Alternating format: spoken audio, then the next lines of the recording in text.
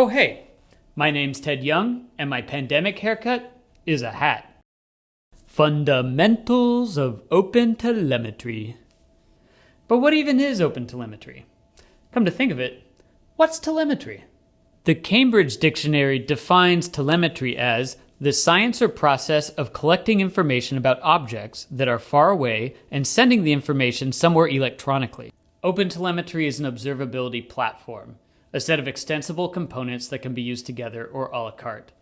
OpenTelemetry emits a variety of signals, distributed tracing, metrics, and system resources being the most important. Rather than keep these signals separate, OpenTelemetry braids them together and provides the context you need to correlate across them in your backend. In addition to data generation, OpenTelemetry provides a data processing facility. This allows you to change data formats, manipulate your data, scrub it, tee it off to multiple consumers, everything you would need in a modern, robust telemetry pipeline for your distributed system.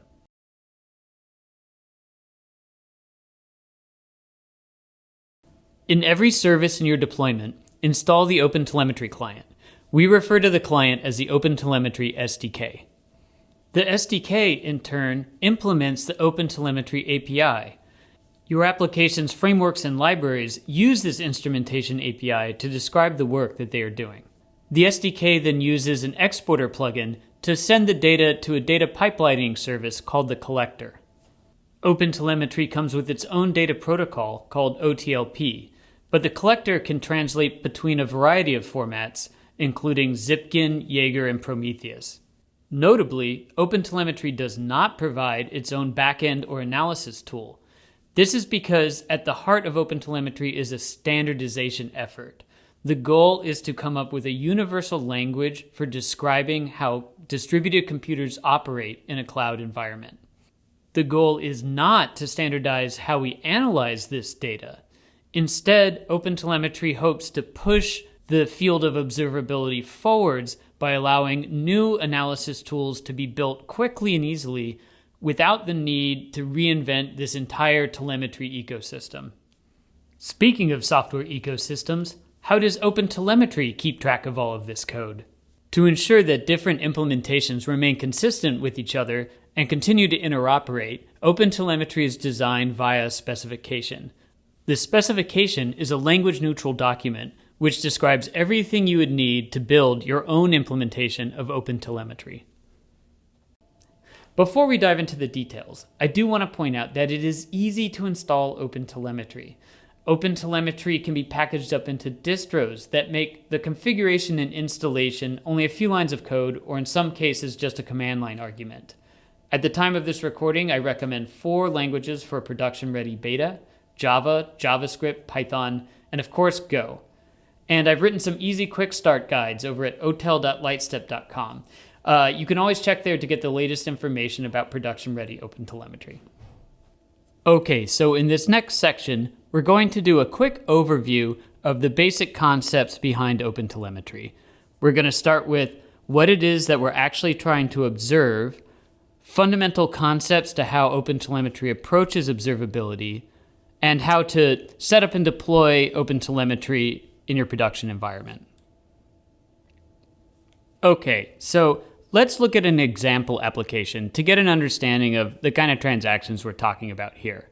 Let's say you have a mobile client that wants to let you upload a photo with a caption. So that client is going to connect to a server, but of course it's not going to be one server, it's going to be a bunch of servers. Let's say the first thing that it hits is a reverse proxy, and then that reverse proxy wants to authenticate you, so it calls out to an authentication service. Once that comes back as A-OK, it then uploads your image to a scratch disk. Once the image is successfully uploaded, it calls out to an application with the location of that image. That application then uploads the image to cloud storage and then stores the location of that image and the caption in a SQL database via a data service that then, holds the cache to that information in Redis. Why is this application built like this? Who knows? Someone said build it this way and someone else said okay. But seriously, I feel like I've been looking at applications basically like this one for about 20 years. This is your classic LAMP stack sort of setup. And honestly, they were just as annoying to observe back then as they are today. So this view here represents the transaction as a service diagram. While this is a useful display for getting an overall sense of which services were involved in a transaction, it doesn't tell you a lot of details, such as how long the transaction took, where all that time went, and what order were operations called in. To get a deeper understanding of this transaction, let's represent it as a call graph. In this diagram, each operation is represented by a line, and the length of the line represents the amount of time spent in that operation. The operations are then connected together via network calls represented by the arrows. So here we can see the client span talking to the reverse proxy, talking to the auth server, so on and so forth. As an operator, there's a number of things we care about when we look at a diagram like this. First and foremost, we care about latency. We want to understand where the time was spent in the system. Why is it slow can be such a cranky question to answer. For example, the client span in this case took the most amount of time, but that doesn't tell you very much. Instead, you want to find out where the system was doing work and where the system was waiting on work to be done. The combination there will tell you where you need to focus your efforts if you're actually going to improve the latency in this system. In this case, the most amount of time was spent uploading the file to scratch disk and then uploading it again to cloud storage. So if you tried to optimize anything else, you really wouldn't be moving the needle very far because the overall amount of time you would be affecting would be minimal. Next, of course, we care about errors. When a transaction is failing, we want to be able to quickly identify which service actually had the error and which services were simply propagating an error downstream or responding to that error. Once you've identified an error, you're going to want to debug it. And in order to do that, you're going to want more fine-grained detail. In OpenTelemetry's tracing system, we call these events, but you can think of them as logs because that's basically what they are. However, there is one major difference between tracing and logging. With tracing, every operation can be associated with a set of key value pairs that allow you to identify patterns in your latency and error rates. Being able to quickly or automatically identify that certain errors are associated with certain routes or regions or hosts, certain latency patterns are associated with certain clients or certain project IDs, is OpenTelemetry's killer feature. While the transaction we've been looking at is simple enough, the real issue here is scale. As your system grows and grows, the percentage of logs associated with any particular transaction shrinks and shrinks, and it becomes more and more difficult to find the logs that are associated with a particular transaction. For example, we know that the reverse proxy talks to an application server, but what if there are 50 application servers? How do you know where to look to find those logs? Obviously, you're going to need to index these logs, but index them with what? The ideal index would be a single transaction ID that was stapled to every log in the transaction, so that if you found one log, you would quickly be able to search for all of the other logs associated with it. And that, in a nutshell, is distributed tracing. So how does OpenTelemetry provide all of this awesome indexing? The answer is context propagation.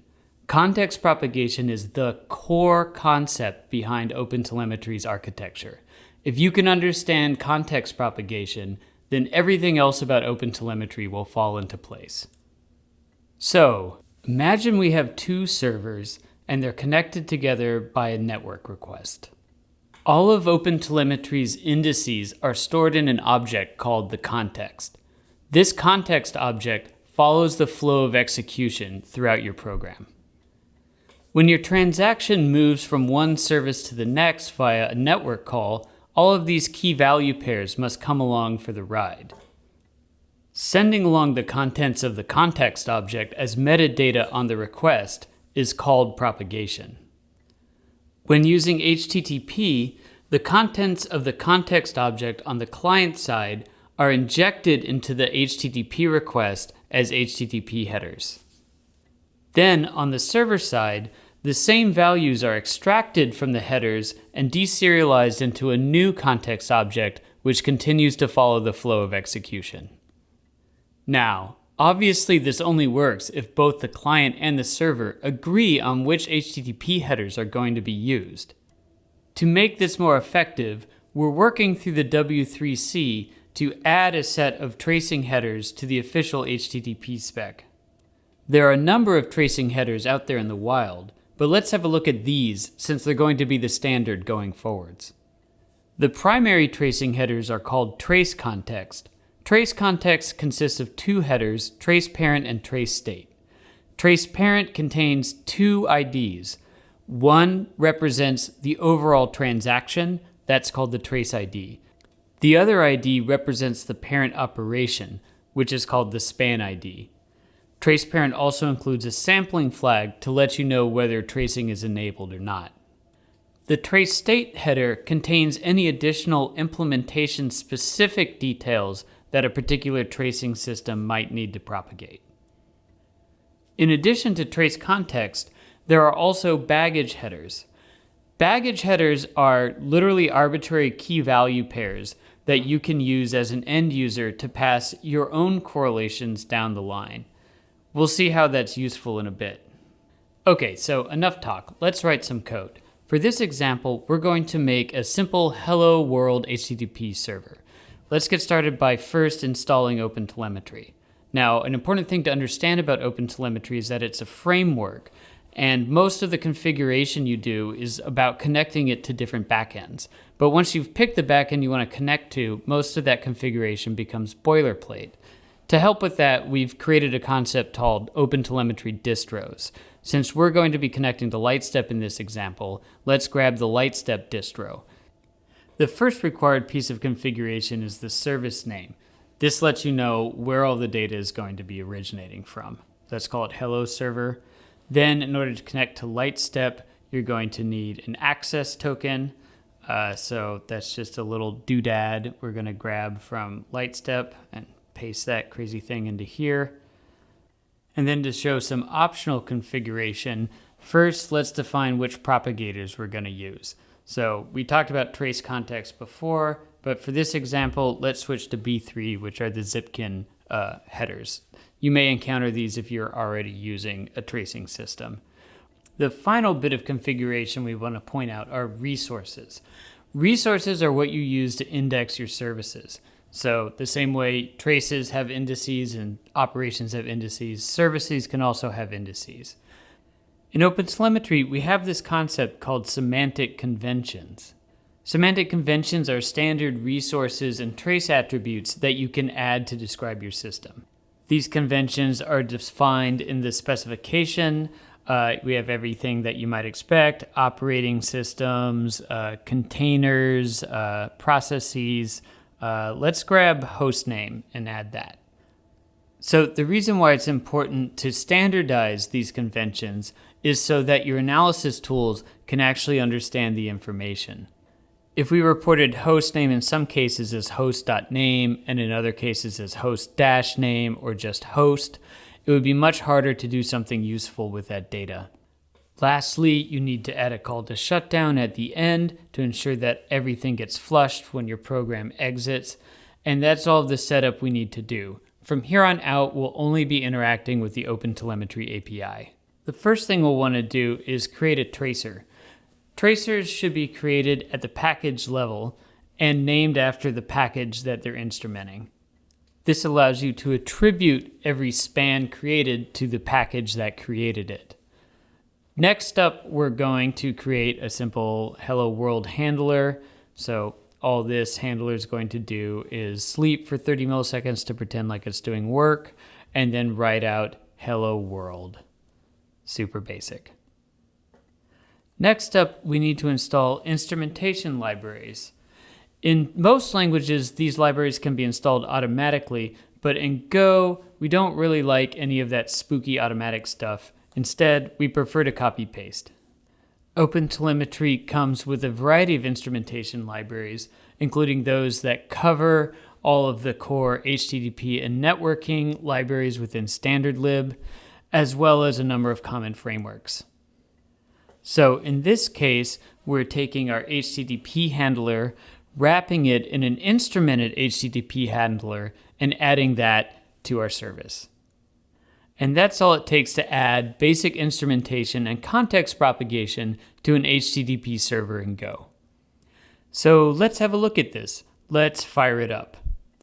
Okay, so let's start our HTTP server and then hop into our browser, hit refresh a whole bunch of times on this endpoint to ensure that we generate some data, and then go look in our backend to see if we're getting anything. And sure enough, we've got spans coming in. And if you click into one of these, you'll see the world's most simplest trace. It's a single span, but look at how rich that span is with indices and data. Those are the semantic conventions I was referring to earlier. Okay, now let's add some of our own data. The first thing we need to do is get a handle on the current span. To do that, extract it from the context. This is the same span that was set up by our server instrumentation earlier. Let's add an attribute describing the route for this endpoint using one of OpenTelemetry's semantic conventions. In general, you should prefer decorating these existing spans with attributes and events rather than creating child spans. Okay, let's run our server again and see how it looks. This time, I'm going to enable the debug logs. These are useful for diagnosing a configuration error, so I just wanted to point them out. Okay, so let's generate some data again and go have a look and see what we've got. We should be able to see that the spans coming in now have an HTTP route key associated with them. And sure enough, there it is. So this is really useful because you could now query by HTTP route key and make apples to apples comparisons across different latencies for the same route. Okay, so let's try creating our own child span. To do that, take the tracer that we created for our package and use it to call start on the current context, along with a name for our new operation. This will return a new context with our new child span set as active within it. Remember to always end your spans so that you can correctly record the latency and avoid creating a leak. If an error occurs, you can call record error to log it as an event. If this error indicates that the entire operation is an error, you also need to change the span status to error. Otherwise, this error will just be recorded as an event. You can also add regular events. Events are effectively really awesome structured logging. Each event has a timestamp, a message, a set of key value pairs, and of course it's contextualized by the span and the trace that it's occurring inside of. Okay, so make sure to pass in that context and we're good to go. So let's start our server up again and generate some more data. We should be seeing errors show up in the Explorer now, and sure enough, there they are.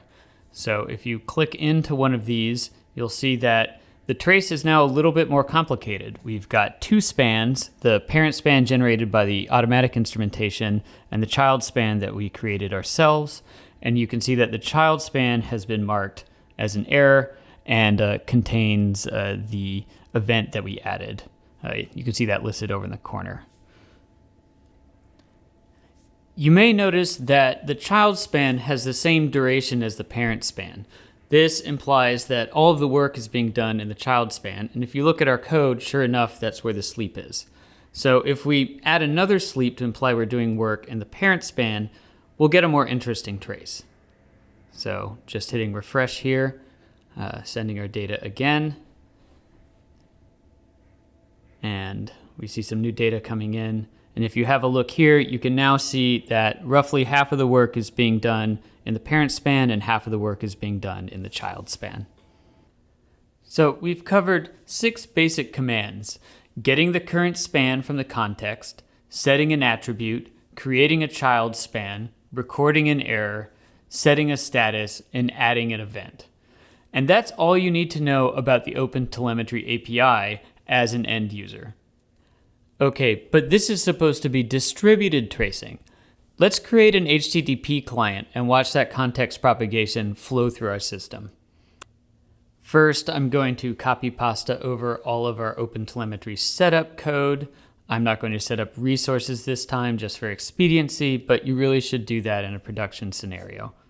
This is going to be a very simple client. All it's going to do is spin up, make 5 HTTP requests in a row, and then shut back down.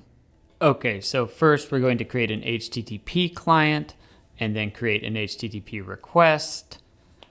Handle the error. We're just going to panic in this case, no big deal. Then do the request on the client.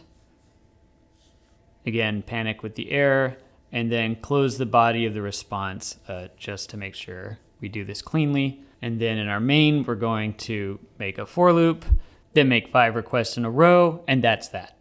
To instrument our client and enable context propagation, we wrap our HTTP client's transport in an OpenTelemetry instrumentation library. Okay, so let's get this client running. We're just going to run it a number of times, and then look in our Explorer again and see if those spans are showing up. And sure enough, we now see a more complicated trace. In addition to those server-side spans we saw before, we can see they now have a client span set up as their parent. And again, notice that this client span is decorated with a bunch of HTTP information. In addition to that, there's also an attribute called instrumentation name, and this points to the origins of this particular span. So in this case, we can see it came from the OTel HTTP library. That's useful information if you're trying to debug your tracing. For example, I can click through on instrumentation name and do a query and find all of the spans that are being generated by this particular instrumentation package across my system. Now that we have context propagation flowing, let's add some baggage. So baggage is a really cool feature. Let's imagine that we have a project ID that's available on our client but would be expensive to grab on the server. Perhaps it would be an extra database call that we don't want to make. So rather than doing that, we can flow our project ID from the client to the server using baggage. So to do that, I'm grabbing our context object. I'm attaching the baggage to the context object using context with baggage values, then flowing that context into our request. Then on the server side, I'm grabbing our context and pulling the baggage off of it. So to do that, we're going to take our context object and call a baggage value on it and extract the project ID. We can then take that project ID and use it as a correlation by setting it as a span attribute. It's also very useful to use these correlations with metrics, though we're not getting into metrics in this talk. Okay, so let's reboot our server and have a look at this new data. Oh, running the client again, you'll get used to that. And looking in the Explorer and clicking on one of our internal spans. And sure enough, there's project ID. And if we were to add more services downstream of this one, then that baggage would continue to propagate. Indexing your spans with concepts such as project ID can be very useful because they identify potential usage patterns. For example, it would be an important insight to understand that the errors and latency issues you were seeing in your system were actually correlated with just a handful of accounts. One cautionary note, baggage values aren't free. As they have to be propagated downstream, each value you add increases the size of every HTTP request, so you should use them sparingly. Okay, so let's make this trace a little more interesting. We're going to go back into our HTTP client and connect all of these requests together into a single trace. So the first thing we're going to do is flow our context all the way through make request, and then we're going to create a master span. In order to create a span, we're going to need to create a tracer handle. So we do that at the package level and then name the tracer after the package so that we'll know where this span originated from. Once we've done that, we start the span, name it whatever, something, something. Make sure we end the span. That's always a gotcha. You don't want to leak. And then let's have a look. We should now see a single trace with 5 HTTP requests attached to it. And sure enough, there it is. So I hope this shows, if anything, what a time saver tracing can be over regular logging. You notice at no point during this demonstration did I go in and start filtering by request ID and then finding some other ID and adding that to the filter and building up a query just in order to get a view of the transaction. I started with a view of the transaction and from there pivoted into investigating various ways this transaction relates to other transactions.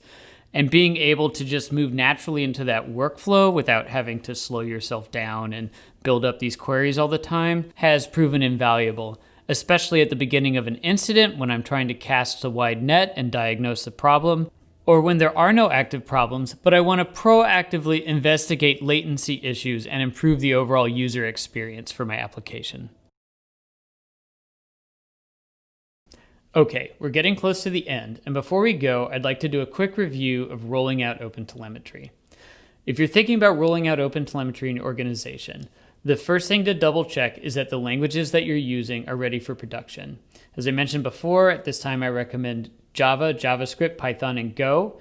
Erlang is also getting ready. There's a number of them getting ready. The best way to find out the current state of any OpenTelemetry project is to ask the special interest group that's working on it. You can find them by checking out the GitHub repo for each one of these projects or going to OpenTelemetry.io because that links out to all of that, including calendars for meetings, Gitter rooms, everything you need in order to get involved in the community. Since we're in beta, I really recommend doing that. The next thing you need to do is get buy-in within your organization. I don't recommend trying to boil the ocean, especially if you have a number of service teams that you're going to have to go to and ask to do the work of setting up distributed tracing. If installing OpenTelemetry everywhere is looking like it might be a lot of work, the best thing to do is to pick a particular pain point. Find one transaction that has high value that you'd like to understand, say, the latency or error rates about, and implement all of the services necessary to understand that high value transaction. Once you've got that one transaction implemented from start to finish, you'll be able to really see OpenTelemetry work with everything installed properly and all of the data being correct, rather than sort of a scattershot approach where maybe one team installs it and then another team installs it, but it's not part of an organized effort. Once you've instrumented that particular transaction, you can expand out from there, look for outliers and other low-hanging fruit. If you're looking for more information about getting started, I'm putting a documentation site together called opentelemetry.lightstep.com. This is where you'll find getting started guides, guides to our own distros, the OpenTelemetry launchers, and coming soon you'll be seeing cookbooks, deep dives, etc. I really want to make it an excellent resource for anyone trying to use OpenTelemetry. If you'd like to keep track of all of this, I post regular updates on Twitter @Tetsuo, so you can follow me there or send me a DM. Thanks for watching, and I hope you get involved in OpenTelemetry.